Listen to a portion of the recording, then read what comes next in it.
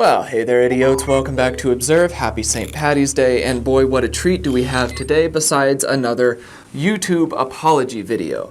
This one is by David Dobrik. He's been on the platform for almost 10 years, has multiple channels, and a lot of people follow him. He has some allegations that are pointed his way, and he decided to upload a video talking about those allegations, and that's what we're going to be looking at today. I've watched enough footage of him to be able to establish a rough baseline, and I am happy to begin diving in now.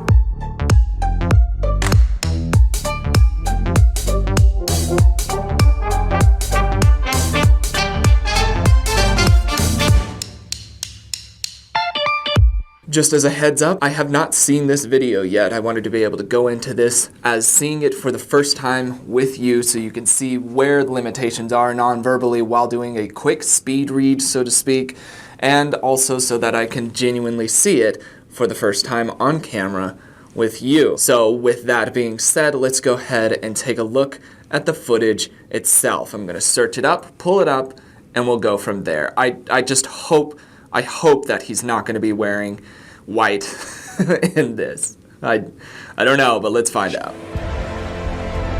The prophecy is true.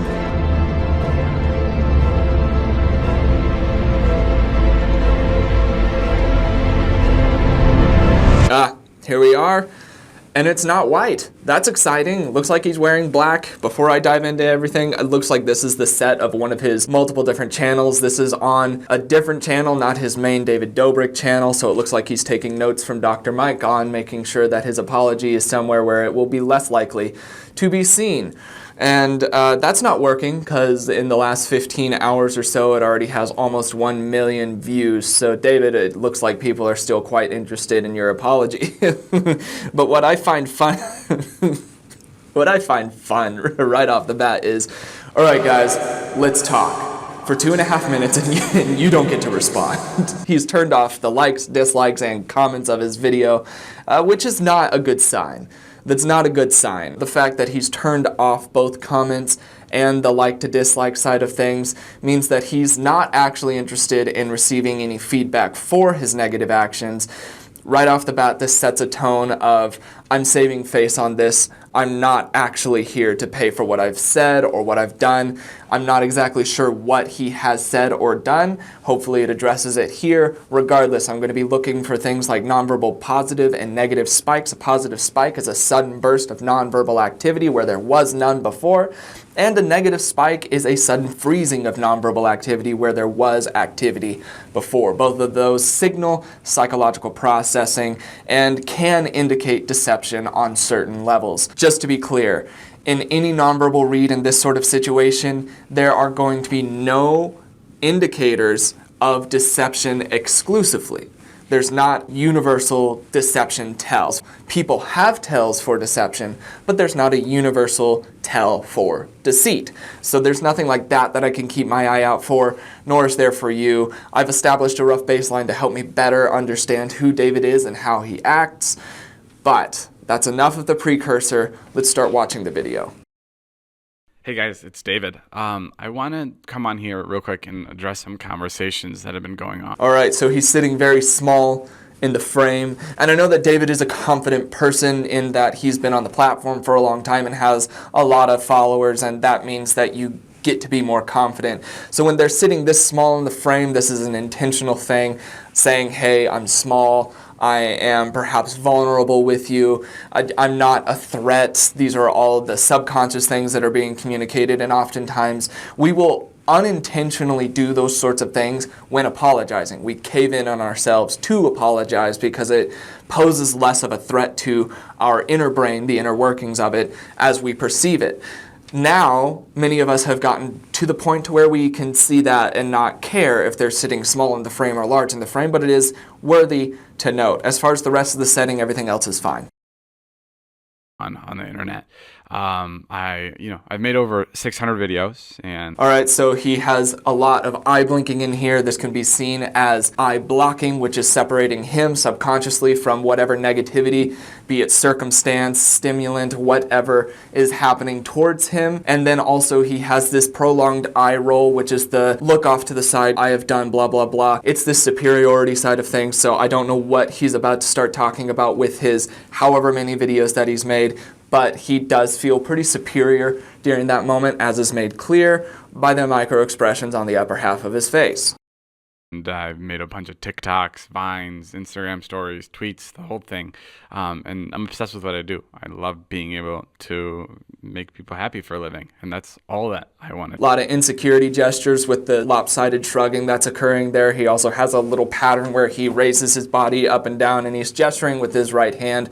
And this is all lending me to believe that he's not feeling a lot of confidence right now. He doesn't have full confidence in his words, which is to be expected in an apology. Not many people are really confident during an apology, nor does it really fit to be super confident in your apology. But I am taking note of these little tics that he has here so that while we move forward, we can make sure that we address those as part of his partial baseline that we have. That being said, consent is something that's super, super important to me, whether I'm shooting with a friend or... So he's lowering his head during this time and tucking his chin. This is a defensive gesture as well. Consent is super, super important with me, so on and so forth. And that doesn't lend me to believe in authenticity. And oftentimes with influencers who have been on the channel for a while, they become so concentrated on the ostentatious quality of their videos rather than on the happiness of the people being involved in them.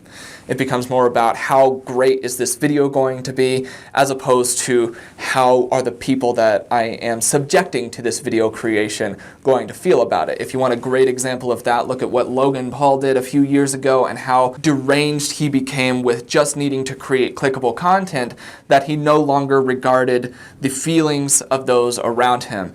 Even if they weren't willing to be a part of his stupidity, he still drugged them into it. David has some tendencies like that from what I could see from his earlier content, from the little bit that I was able to go and look at that, and his defensive gesture there in this time also kind of lends me to feel that as well. Now, something that I will bring up is that he is using a microphone, and I think that's part of this set side of things, but it's also very tactful in that he has a form of nonverbal shielding the entire time. He always has to have his hand right here in front of him, which kind of can lend towards a little bit of subconscious self-protection, which is great for him because he'll feel more protected as he feels more separation between him and whatever negativity that he's addressing. Shooting with a stranger, I always make sure that whatever the video I'm putting out, I have the approval from that person. And I also acknowledge lip compression, shrugging during that time, I don't buy it. I'm sorry, I don't buy it. And to be fair, I'm betting that if somebody is featured heavily in a video, he might go out of his way to make sure that they're okay with them being in that video. But with the amount of content that he's created and the amount of people that are even inadvertently in the video, the likelihood is that he hasn't received the approval from everyone. And, ooh, here's a spicy one. Even if you receive approval to put a video up, that doesn't mean that you should. That doesn't mean that you should, because a lot of people will feel pressure to be like, you know what, this is a big time YouTuber, they have a big name, and they put pressure on me to be able to put this video up, so I'll go ahead and say yes, but I don't really want to. That happens a lot more than you would think. It happens on TV, it happens on YouTube, it happens anywhere where there's a camera. Most of the time, people don't want to be in a video. That's just the long and short of it. They just really don't want to be. But that being said, there's not enough to be able to really hang anything on that front, so let's just keep watching the video. That there's times where a person can change their mind and they decide that they no longer want to be associated, they no longer want to be in the video that I'm putting up, and then I'll take the video down. And there's also a lot of eye blocking right after there, so there's some frustration and desire to separate from the negativity. You could see the frustration in his eyebrows, the desire to separate, and the rapid increase of his blinking. So there's an instance that he's talking about. I'm sure that we'll get around to it. Like I said, I don't know where this video is going. This is all brand new to me. I've never heard any of this. So this is just me conjecturing as we move along. Hopefully we can figure out where it goes from here. Been moments where I've looked back on videos and I realized that these don't represent me anymore and they're hurtful to other people, and I don't want them up because I've grown, A lot of hunching up of the shoulders and sinking down of the head. He feels threatened here, and I'm not totally sure as to why. But the fact that he's feeling so threatened as to present this strong of body language, when you hunch your shoulders up, it's a subconscious gesture, evolutionarily speaking, of your mind protecting vulnerable parts of you, aka your neck. Back when we were perhaps not as civilized as we are now and things were a lot more brutal, the neck was a very vulnerable area. It still is. But during those times, we would learn defensive gesturing to where it would be like you tuck in your head to where your neck is less exposed, you tuck down your chin, and he's doing all of this in regards to this. He feels very threatened on a subconscious level, which begs the idea that whatever he's about to address is a big deal. Otherwise, he wouldn't be showing this level of defensive gesturing. as a content creator and as a person, and I don't agree with some of the videos I've posted. With the Seth situation, I'm sorry to Seth. Nervous burst of energy in his legs. You could see them start to move around pretty crazily. Something's going on here, but also to speak on his words. It is true that you could put up a video that at the time you think is a good idea or that the information is correct, and then later on you can change your mind and maybe come into new information. That's just part of growing as a human being and obtaining knowledge as time goes on. So that part could be true. There could be the distinct possibility that he changed his mind from who he was earlier to now. In fact, it's more likely than not. But I still don't know what's going on yet. He's just dancing around whatever question it is, and I'm not sure that I'll ever get around to it, but we'll see if he's saying anything sincere. I don't even know if this is an apology. It just says, let's talk. And there's no comments or likes to dislikes, so I can't really play off of what he's saying at all on that front. So far he hasn't apologized for anything. He's just made a whole lot of excuses for himself, which is the worst apology. Because like I said, I would just want to make videos where everybody in it, whether you're participating or watching, is enjoying and having a good time. And I missed the mark with that one. Okay, so a lot of hand clenching gestures. This is actually, I know that this sounds way out there and almost like pop psychology style of reading, but the clenching gestures often are centered around frustration or anger. It's very, very natural for us when we're angry to clench our fists. So we see that happening a few times in there, and he's still lowering his head in the defensive chin tuck and also showing the top of his head there. And he's also having a lot of verbal stuttering and stammering in and around this. So far, all that I've been able to establish is that there is a video or videos that he did something extremely stupid and he's very defensive about, but also frustrated with the fact that it didn't go as well as he wanted. And that's, I feel, probably the biggest drive here. And the reason that I'm feeling that is also due to the fact that he's not allowing anybody to respond to his video here. If a person says, I'm sorry, but then ignores you in real life, says, hey, I'm really sorry for what I did, and then they just peace out, that means they aren't sorry. They don't want to hear from you. They don't want to hear from another perspective, especially a perspective that might have been offended. If anybody apologizes to you in real life and you're not allowed to react, you're not allowed to say anything back, that is a hollow apology. So right now, I'm feeling a lot of frustration and defensiveness of him and not a lot of actual sorrow. And I'm really sorry. I truly, truly am. Nah.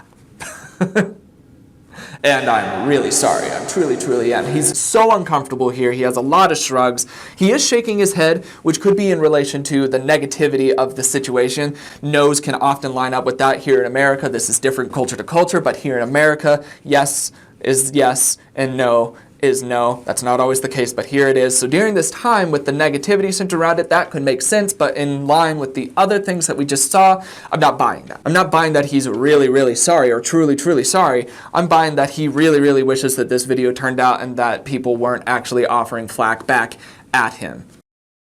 And with people in my life that I don't film with anymore, like Dom and the other people that I no longer film with, I chose to distance myself because I don't align with some of the actions, and I don't stand for any kind of misconduct, and I'm I've been really disappointed by some of my friends. Okay, so he's still not offering too much of an apology for himself. So far, he's defended against what he's done. He's shown frustration for the fact that he's getting feedback for it. And now he's throwing some of his previous friends under the bus as well.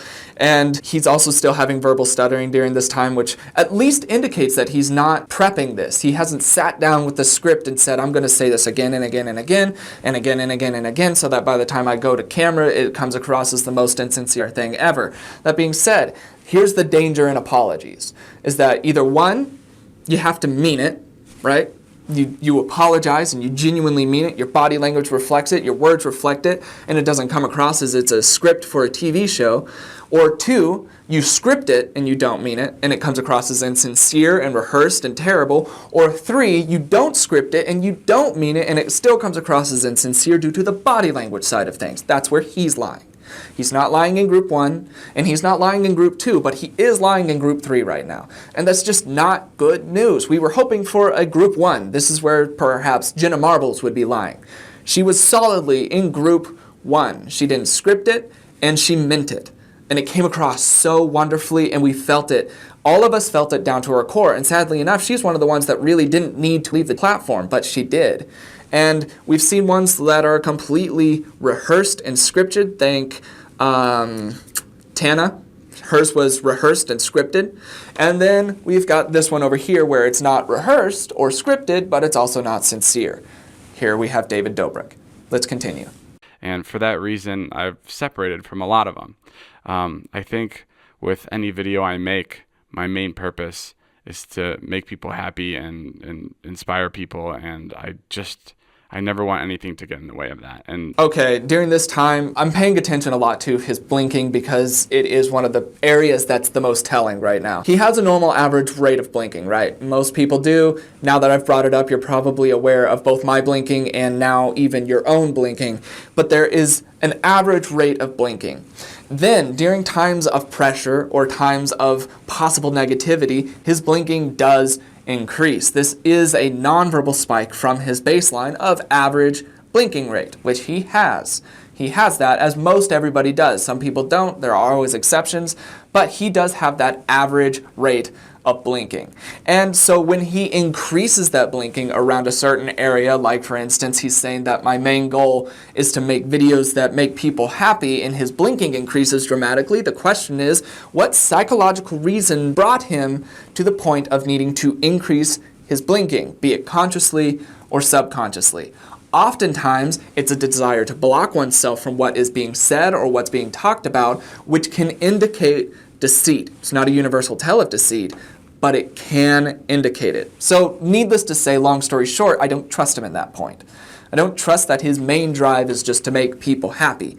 His main drive would likely be to make more money, as that's what a lot of influencers are in it for. And I would be lying if I didn't make videos that I knew would help me financially. That's part of the job. But that also means that it's not my main goal to just educate people. My main goal is to make sure that I'm provided for, and then that entertainment and education can come to you. That's not what he's saying here. He's saying that his main goal is just to make people happy, which if that were true, this wouldn't be a video. I'm sorry if I've let you down, and things like that won't happen again. I'm sorry if I let you down, looks away, rolls eyes, and shrugs. He's not sorry. He's not sorry, and this is even worse. He said, I'm sorry if I let you down. That's not what we're wanting.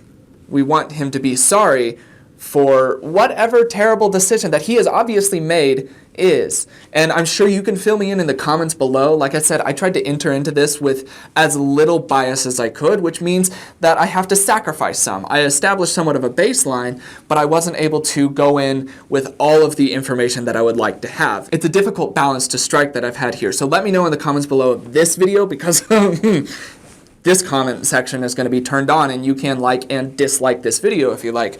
So let me know what he did and what he's apologizing for. But right now, I'm seeing that it's something huge. I'm seeing that it's something that a lot of people are very upset about. And just judging by the words and nonverbal communication that he's showing here, it's centered around this idea of he hurt somebody substantially by a video he created that they don't want to be a part of, and now he feels like he has to save face. He's not sorry for what he's done. He is sorry that it's going badly. That's what I'm seeing so far. Let's wrap this up. It's not much longer. I think we have like 20 seconds left. And I learned from my mistakes. And I also believe that actions speak a lot louder than words. And, you know, you can take my word.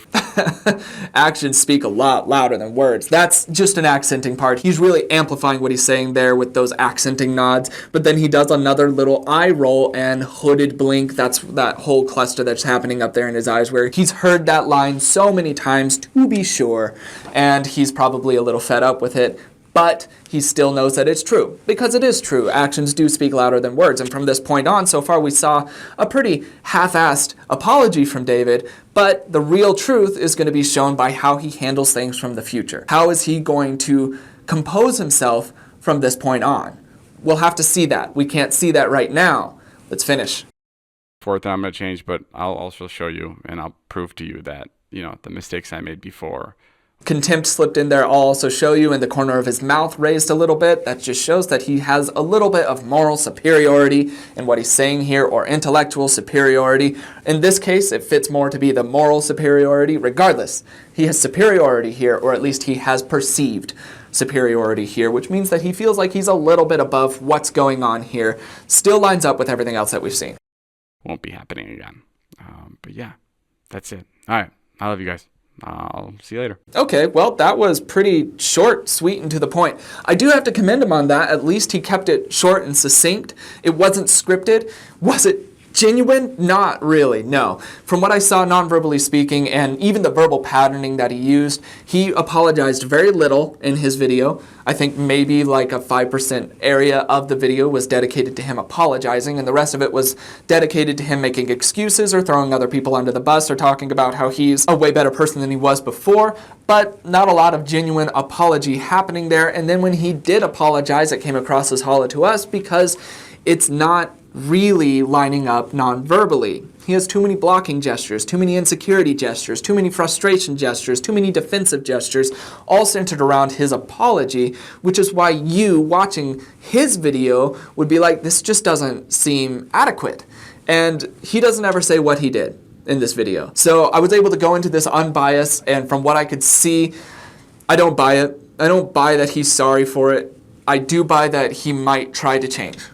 So that's good. And as with all YouTuber apologies, I always believe in giving people chances to show that they're sorry after they've said it. So optimistically speaking, he'll show that he's sorry, but we can't say that for sure, so we'll have to just wait and see. Now let me know in the comments below, like I said, what he did and why he's apologizing for it, and let me know if you agree or disagree with me. You have every right to. Nonverbal communication reading at very best is going to be 70 to 80% accurate. It's far from an exact science right now due to the fact that we still don't understand the human mind. So if we don't understand the human mind, there's no way that we can fully understand the physical representation as to what's going on in the human mind. Once we can make that connection, once we could bridge that gap, so to speak, then nonverbal communication reading will be at its full power and can be up to 100% accuracy. Even polygraph tests are not 100% accurate. It relies much on the same concept of baseline and spikes, but right now we're still limited. If you did like this video, consider hitting the like button, hit subscribe, because I upload at least 2 times a week. This one's a special one. This one just St. Patty's Day special, so ergo the cap, because I don't know, it's got kind of a green color in there-ish. But that's all that I've got for the day. My name is Logan, and you have been oh so awesome as you always are. And I will see you in the next video. Cheers, guys.